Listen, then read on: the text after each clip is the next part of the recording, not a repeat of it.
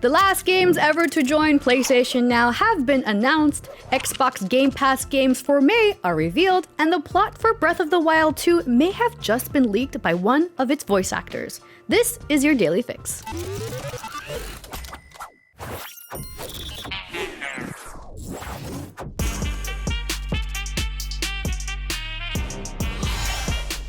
Let us bid our final goodbyes and snag the last games to join PlayStation Now, since next month it'll merge into PS Plus Extra and Premium.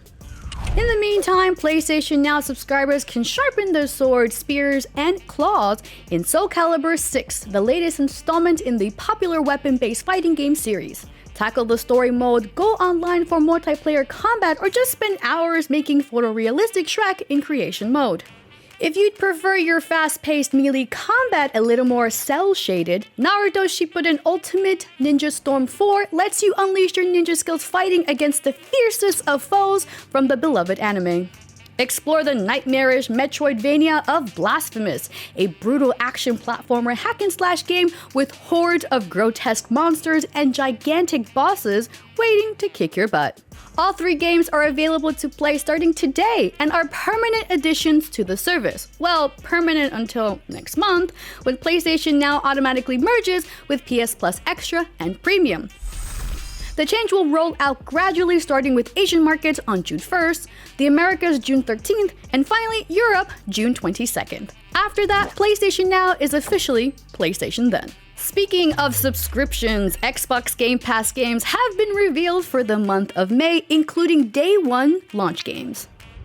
Game Pass subscribers will get the following games when they launch. The cinematic action-adventure Kurosawa-inspired Trek to Yomi drops May 5th, followed by the third-person tactical stealth shooter Sniper Elite 5 on May 26th, and the deep space demolition sim Hardspace Shipbreaker coming May 24th.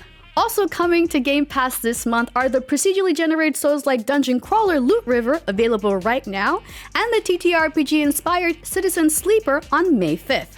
On May 10th, you have your pick of the ingenious visual adventure novel Danganronpa 2, the action RPG Eiyuden Chronicle Rising, or the heartbreaking survival game This War of Mine Final Cut.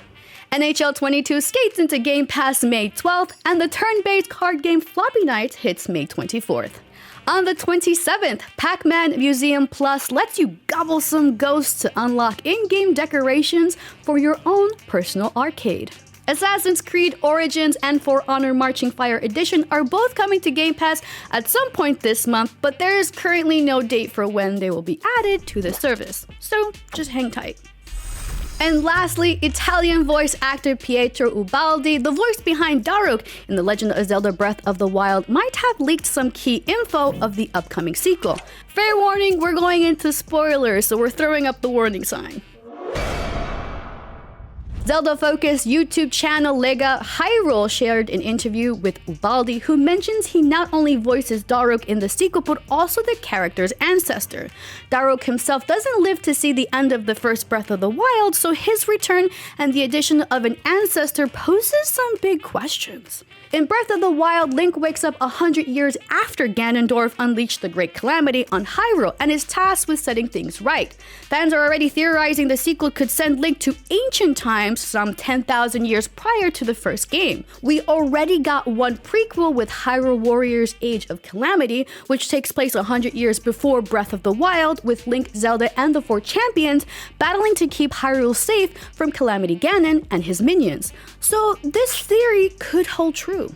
Trailers for the Breath of the Wild sequel shows a longer-haired, injured Link in toga-like clothing, which could be his ancient times version, or maybe it's Greek Week. Either way, Link is the hero of time, so jumping around chronologically doesn't seem too surprising.